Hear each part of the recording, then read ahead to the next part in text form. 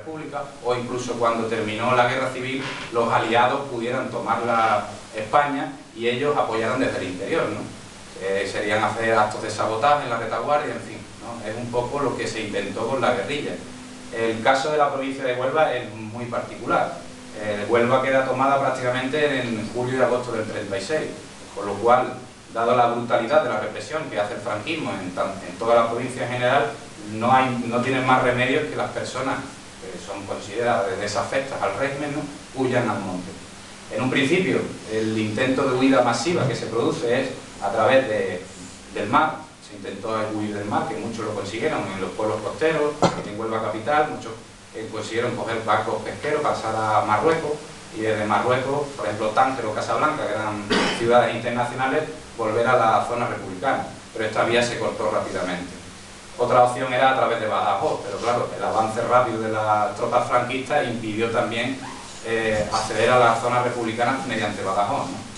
Y otro era Portugal, pero Portugal, claro, era una dictadura como mucho más, llevaban años asentadas en Portugal, del año 32, por lo cual prácticamente lo que hacían las fuerzas represivas del régimen salazarista era la devolución inmediata. El caso, no sé, más característico el último alcalde republicano, que fue en Olivenza, fue detenido en Olivenza y entregado en la plaza de Toros Badajoz, y allí fue fusilado, ¿no? Es un caso de los que también tenemos recogido, y mucho con UBS le sucedió esto. También contaron la suerte que en Portugal hubo mucho, ya el pueblo llano, que ayudó a estas personas y los ocultó en sus casas, jugándose sus propias vidas, ¿no? Eso siempre es un homenaje que tenemos y que también hemos recogido en el libro a estos ciudadanos portugueses que dieron su vida por ayudar sobre todo a nubenses, ¿no?, por el tema de la raya de Portugal, pero tanto a españoles que también cruzaron la frontera, ¿no? Entonces, dado esta situación, no había más remedios que huir al monte. Entonces, sobre todo lo que es la pata del caballo, hubo una bolsa considerable de huidos, que estamos hablando de miles de huidos de toda la provincia, y que incluso organizaron lo que fueron pequeños campamentos, hubo incluso nacimientos, casamientos en el monte, porque la verdad es que no tenían otra forma de vida. Durante años pues intentaron un poco pues sobrevivir a costa de que ojalá cambiara todo, pero claro, desgraciadamente no sucedió aquello. Entonces, a raíz de la toma de la provincia total, que se produce en julio y agosto, cuando empiezan los fusilamientos masivos, se empiezan a crear lo que son las primeras partidas guerrilleras, ¿no? Entre el otoño del 36 más o menos empiezan a crearse las primeras partidas, como puede ser la de pongo algunos ejemplos, ¿no?, significativos que tenemos en el libro. Había la partida de los potajes, que eran de Aroche, la partida del Manolillo Gitano, lo digo todo de memoria, pero no me acuerdo, de Paterna del Campo, ¿no? Son algunos guerrillas que no tienen más remedio que organizarse y por lo menos intentar resistir. Lo primero que hacen las guerrillas son un poco huir de las tropas represivas y entonces subsistir sobre todo gracias a los enlaces, que son sus familiares, vecinos, campesinos, etcétera, que reciben esa ayuda un poco a la desesperada, pero por lo menos siguen manteniéndose, y mientras el verano y el otoño, digamos, era un tiempo benévolo para subsistir en el monte, pues la verdad que se mantuvieron bastante bien y siempre rechazando lo que es el enfrentamiento directo con las tropas, ¿no? Eso es un poco el primer movimiento de la guerrilla. Ya pasamos un poco lo que fue.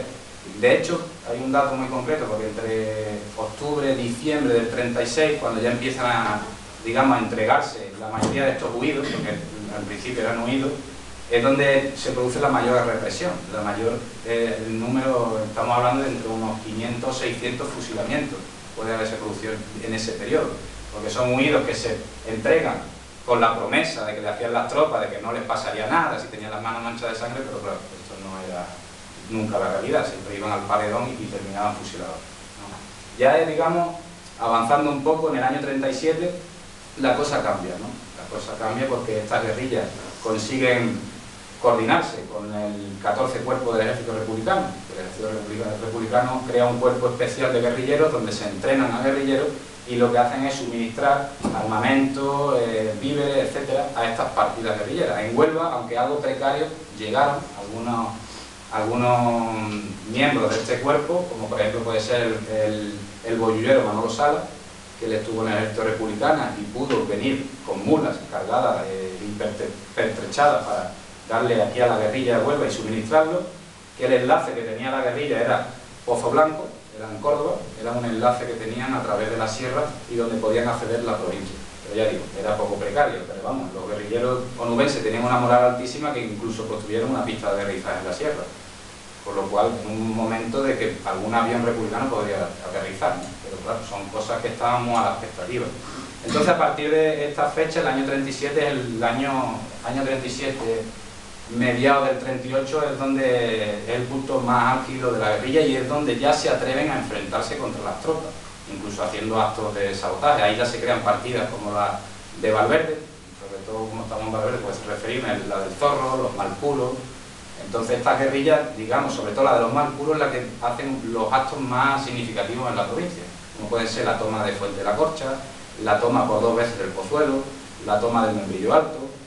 En fin, son guerrillas que ya están bien organizadas y que la verdad que las tropas no tienen más remedio que con, digamos, ellos veían que se podían controlar la guerrilla. Más bien ellos no le llamaban guerrilla, eran bandoleros que quedaban reductos de aquellos mineros que resistieron los primeros días y que con los falangistas podrían controlarlo. Visto que aquello ya se les, digamos, se les escapaba de las manos, lo que hacen es declarar la provincia de Huelva en guerra, en estado de guerra otra vez.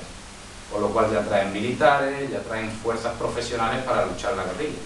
Entonces estas fuerzas ya lo que hacen ya son numerosas batidas en el monte y tener puestos, digamos, las fronteras controladas, las carreteras vigiladas, etcétera, ¿no? Pero aún así la guerrilla sigue haciendo, digamos, voladuras de puentes, sabotajes en las vías del tren, la carretera Huelva-Badajoz continuamente sabotada y detenida los camiones.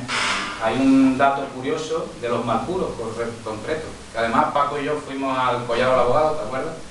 Allí está la Casa Berrocal y aquel era un enlace de esta guerrilla. Esta guerrilla asaltó 2 camiones, un camión con un cargamento de plátano y otro de papel de fumar, ¿sabes? Fue un golpe bastante curioso, pero claro, a raíz de aquello fueron detenidos, ¿no? Ya detenidos los enlaces, como José Berrocal Arrayás, que era el de Casa Berrocal, fue fusilado cuando fue detenido, y el hijo y otro pastor fueron, le impusieron bastantes años de cárcel, vamos, incluido a la madre de Antonio Carmona Correa, que era un guerrillero también de esta partida, y valverdeño, y a otros tantos. A partir de, bueno, lo voy resumiendo porque si no voy a contar libros, ¿no?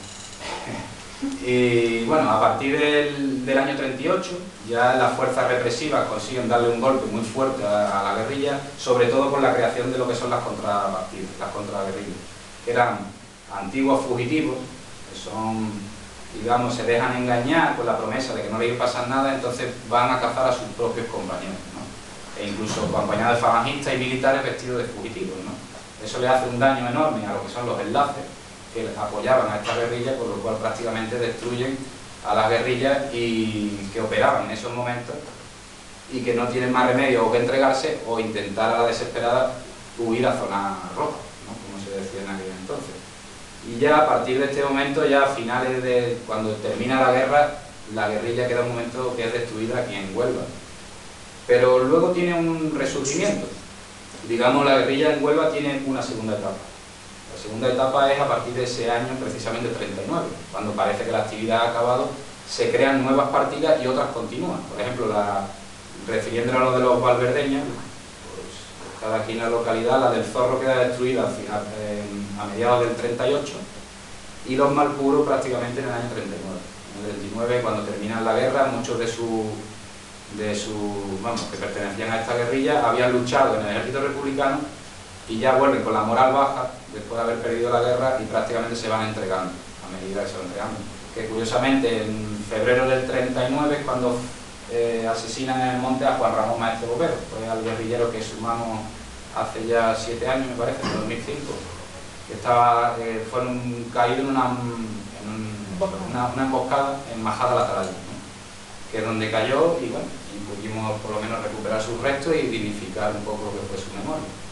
Otro de sus miembros, porque murieron solo 2, los otros tuvieron años de cárcel, incluso estuvieron en campos de trabajo, la verdad que lo pasaron mal, pero por lo menos pudieron vivir. Otro fue el Pinche, José María, creo que lo tenía por aquí.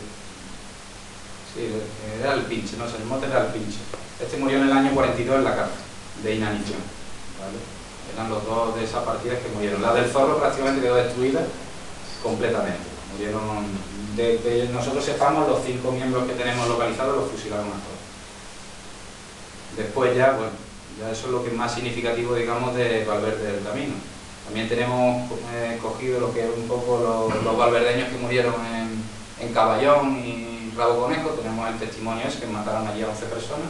También tenemos esa emboscada que hicieron desde aquí de Valverde y que detuvieron a los 11 y fueron fusilados y enterrados en el monte. Hace unos años hicimos un homenaje allí bastante bonito. Bueno, como continuaba, hay una segunda etapa, hay unas partidas que continúan, como la del Cerreño, que es creada en el 36 y no es destruida hasta el año 49, que sus 2 miembros, eran del Almendro, estos fueron detenidos en Lisboa y entregados a las autoridades españolas. Y esta fue destruida en el año 49, pero se van creando otras a partir del año 39, 40, como el Chato de Huelva, por ejemplo, que era de Valdelamusa, y es destruida en el año 45, la del Tripas, que era un guerrillero de Nerva. En fin, hay muchas partidas que continúan y van alargando su vida, pero ya de una situación más precaria, lo que sobre todo ya es subsistencia. Ya no hay enfrentamiento contra la fuerza, sino es un poco de golpes económicos, como asaltos a cortijos, secuestros. En esta época se hacen muchos secuestros.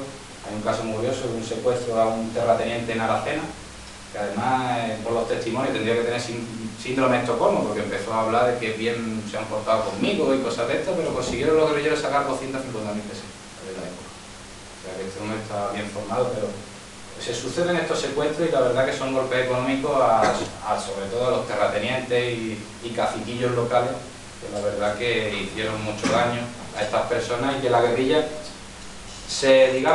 consigue este dinero, pero son aún más perseguidos, porque son más fuerzas que se echan al monte para destruirlo, y al final hasta, creo recordar, sí, está la partida de Urruti y Godoy, que son unas partidas que funcionaron en Arroyomolinos de León, y son los últimos guerrilleros de la provincia, que son fusilados en el año 53 en Sevilla, en las tapias del cementerio. Y prácticamente esta es la relación de la guerrilla en Huelva, pero que nosotros queríamos resaltarlo porque es un tema muy particular. Siempre hablamos de la guerrilla del maquis, el año 40 y tantos, ¿no? Después de la guerra, ¿no? Bueno, sobre todo de la Segunda Guerra Mundial, que se intenta, digamos, que es lo que comentaba antes, esa esperanza de que acabada la Segunda Guerra Mundial los aliados iban a tomar España, cosa que no sucedió. Se dejó a Franco porque le interesaba a muchos imperios como Estados Unidos o Inglaterra, de que creían que aquí iba a haber una pequeña Unión Soviética o algo así, y no les interesaba de que Franco se fuera del poder, porque iba a ser un gran aliado, como hemos visto a lo largo de tantos años, ¿no? Nos impusieron bases militares, un apoyo económico. Entonces, esta guerrilla en Huelva no es todo lo contrario. Después de esa represión, desde el principio de la guerra hay guerrillas, ¿no? Entonces nosotros lo veíamos muy interesante porque el único caso parecido al de Huelva es Galicia. En Galicia hubo también un movimiento guerrillero parecido a lo de Huelva, desde el mismo inicio del año 36. Incluso allí creo que fue el último guerrillero más antiguo que hubo en España, ¿no? Fue detenido en el año 63, por ahí. Entonces, pues nosotros queríamos resaltarlo porque sobre todo la mayor represión que hubo en Huelva fue contra la guerrilla. En Huelva en proporción es la provincia más castigada de toda España. Estamos hablando de que hay que hacer una proporción de habitantes y víctimas, y aquí estamos hablando de más de 6.000 personas, pero que ese número asciende mucho más, porque claro, si consideramos que en el cementerio de Huelva hay alrededor de unas 5.000 personas fusiladas y juntamos con la fosa de Nerva o Río Tinto, pues ya se nos van los 6.000 personas. O sea, que tienen que haber muchas más víctimas, pero que no están ni reconocidas ni investigadas, porque queda mucha investigación. Lo que se ha tratado estos años, claro, como la Junta de Andalucía, ¿no? Los proyectos que forman, ¿no? Que son mapas de fosas, pero el mapa de fosas simplemente me refiero a los cementerios. Si investigáramos pueblo por pueblo y nos introdujéramos en lo que son los montes y la gente fusilada afuera, ya habríamos de un número elevadísimo de fosas. Aquí en Valverde por lo menos hay 9 o 10 fosas recogidas en la sierra, que estén identificadas, que sobre todo Arturo es el que hizo este trabajo, ¿no? Y las identificó, y una de ellas era la de Juan Ramón. O sea que la provincia está diseminada de fosas comunes y de asesinatos que no creo que ya podamos hasta contabilizar, porque a mí me llegan muchos datos de gente que investiga, que quiere buscar, es que en los archivos no hay nada. Los archivos lo único que hay son el archivo de prisiones, alguien que fuera detenido, tuviera una sentencia de muerte y si hay constancia de su asesinato, o si no, mediante testimonios orales.